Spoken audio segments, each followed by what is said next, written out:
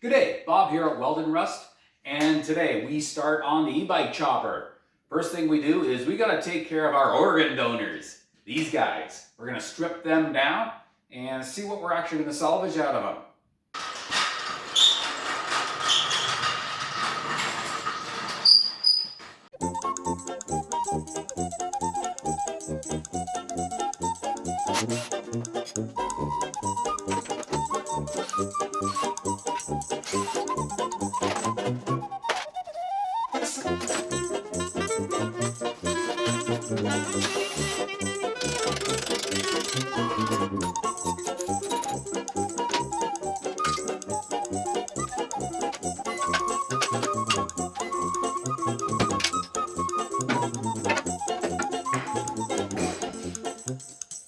Well, sorry guys, but I'm gonna have to show the aftermath.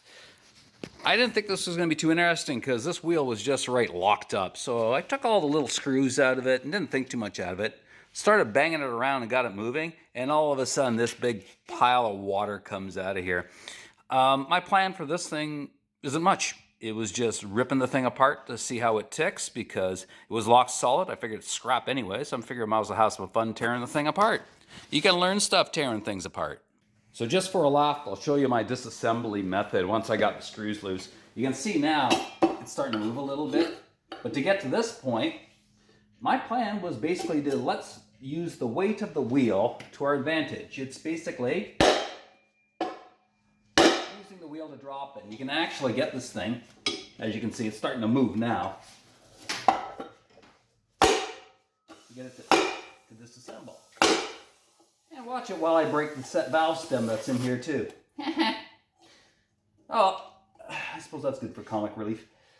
So, oh, look at that. We're actually getting somewhere. Okay. Ew. It does look kind of ugly in here, doesn't it? Well, I'm half tempted to clean it up to see if we can actually get it to work, but that might be another future project for another day. Anyways, that's it for this mess for now. Okay, now that we got this thing stripped down, let's just have a look and see what we have here. All right, in this first pile, we've got the frame, and that's probably going to get scrapped.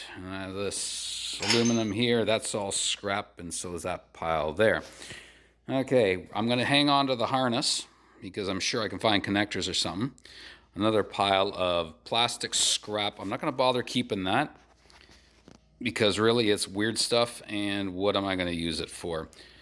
Swing arm, I'm going to keep it because I might need this and the bearings out of it for the project.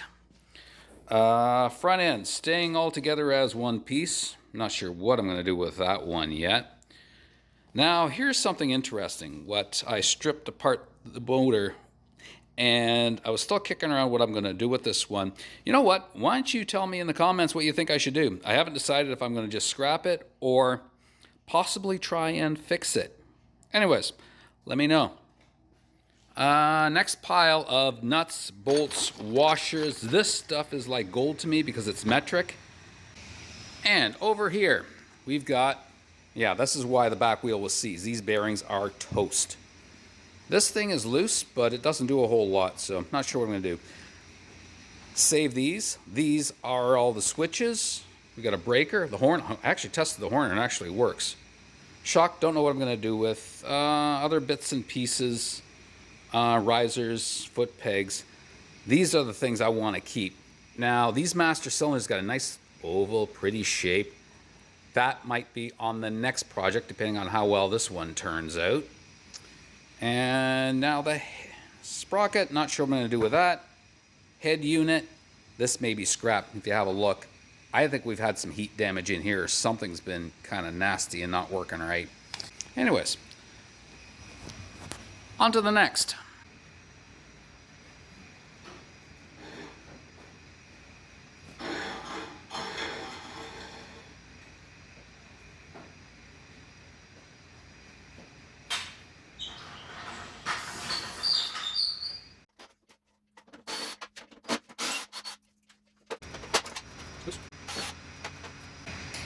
What I do is I gotta mark Color coding doesn't match.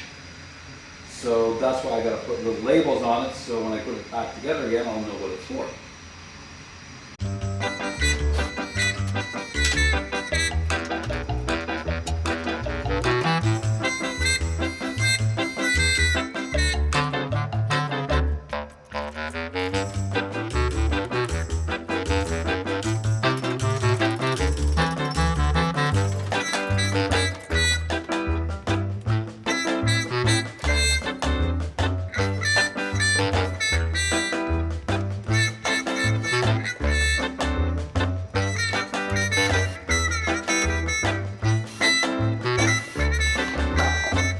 Okay, so let's have a look.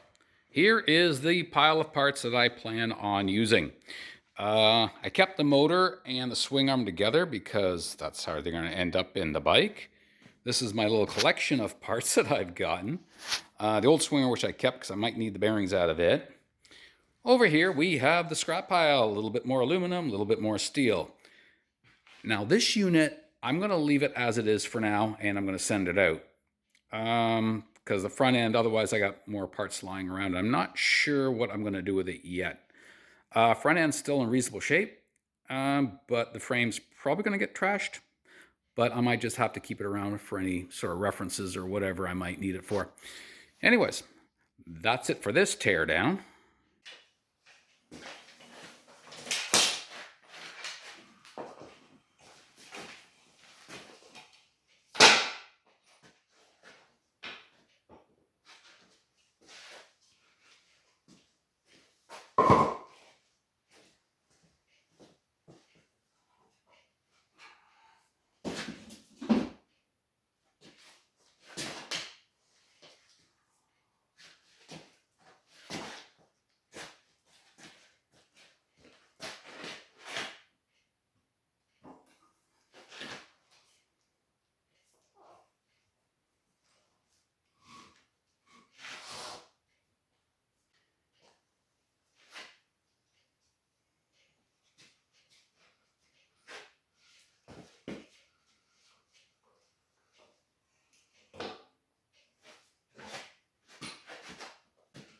Okay, so first thing I noticed, in order to line this thing up, this has to go.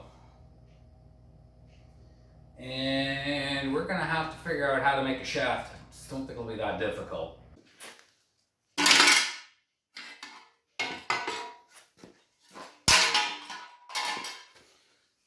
All right, we'll see. This is gonna have to go somewhere around here. So now the fun part's going to be is I got to figure out where exactly the shaft is going to go. What size shaft I'm going to make. See, it's interesting design because they got these thread-in bungs, which is going to be really convenient. I'll take it out and show you. Because I can drill these out for whatever shaft size I need for this. And then I just make spacers that go in between. All right, let's let you into the thought process of how the suspension is going to work on this unit. My original thought was, because I got these nice little short shocks, and yeah, they came with one of the bikes I got, so they're next to free. But the problem is, I don't want to make the same mistake we did with Chris's bike, because at the angle he had, it's way too soft of a suspension. So, but the shocks are supposed to be at more of an angle like this to work correctly. But the problem I've got is they would have to, because of interference here, they'd have to actually stick out quite a bit, or I'd have to mount them up in here somewhere. And either way, I'm just not liking the look of it. So I thought I'd go back to the original shock that came with this. And I took it apart, because now I can compress this fairly easy to see how it's going to work, what it's going to look like when it's compressed. And if I put a mount back here, and I put one up here, if I go down underneath, yes, that would hide it, but you get back into the angle that I didn't like. But if I go up here, and since I plan on making my own seat, because I was looking at doing it using a bobber seat that I got a couple of them. Didn't like the look of them. They don't fit right in here. But if I make my own seat, I can also make sure that this is covered. So I can still get, once you pull the seat off, still get access to the bolt to take it apart. So that, I think, is the way we're gonna go with this. So after fiddling around with a bit of cardboard, I think I figured it out. Okay, so you'll have to imagine these things actually being out of 16 gauge 2 pieces. We're gonna have, obviously, holes through there. Where the little X's are is probably where I'm gonna spot weld it or rosette weld it. The reason being is I want it to wrap around for strength, but I also want the thickness of the strength here because there's obviously gonna be quite a bit of force on here. I got all kinds of space down there to play with it as far as getting the height right. So I'm not too worried about it. So I gotta make, basically there's gonna be 4 blanks and they're rights and lefts and uppers and lowers. And I think that's gonna work just fine and dandy. So if you can picture that, put a bolt through there to hold it in. That should work, and that's the next step.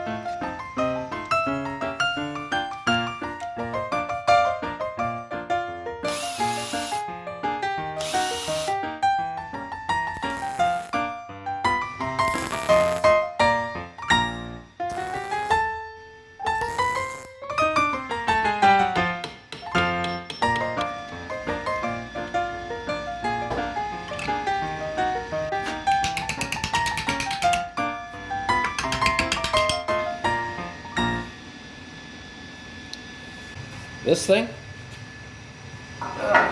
was back here. That's where the original shock was. It's a weird freaking design, I'm telling you. Because the shock came in on here, and the way the shock moves, this cantilever mechanism moves the swing arm, which I think is way more complicated than it needs to be. There may be a reason for it, but for what we're doing, we're going to cut in here. I'm going to bend these back, and I can actually weld this onto the swing arm, and that'll be my shock mount.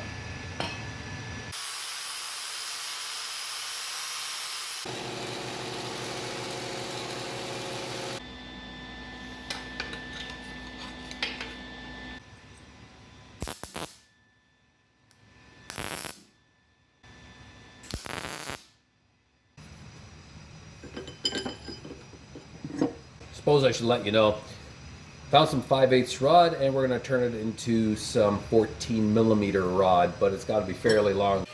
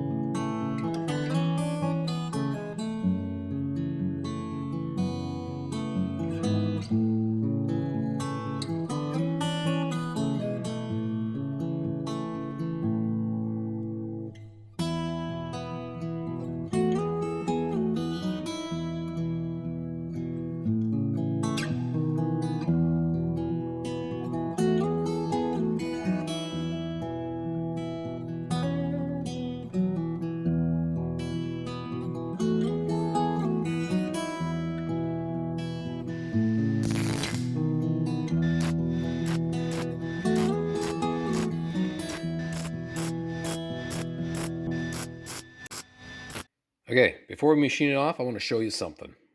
How's that for running true, huh? Might want to think about this until if you don't feel like cutting any threads. You can actually use parts of bolts and weld them on the shafts. Okay, right now I've got this thing setting really close, centered-wise. Center of the tire with the back of the frame. This may sound silly, but I'm going to have to prioritize this. Yeah, within like about a 16th of an inch or better. Because this is probably the most visible thing on the bike. And this is, I'm assuming this is going to be centered with where the center line of the actual frame is. But I'll point out a few things which is kind of interesting because on this side we got all kinds of clearance. We got next to nothing. Well, we got a quarter of an inch over here, not much. So I've really got to watch this because when it compresses, we really don't want the swing arm touching the frame. It's interesting to note that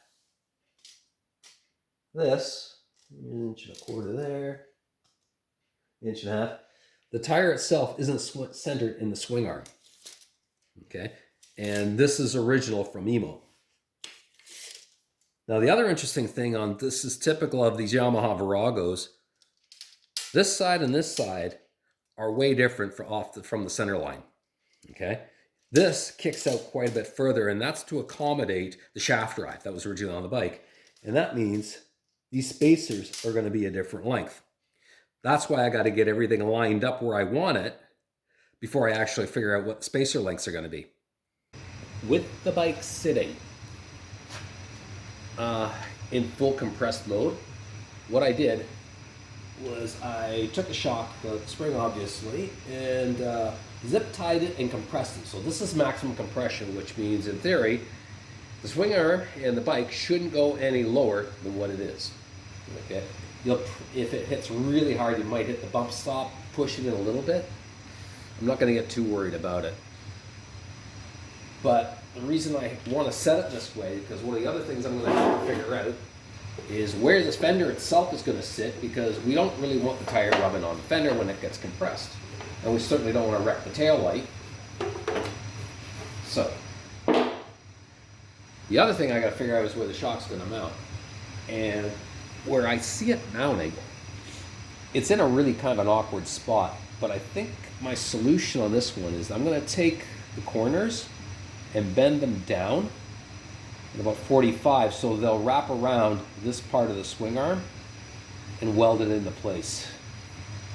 Yeah, telling myself now so I don't forget, tack weld only in case I'm wrong and gotta change it.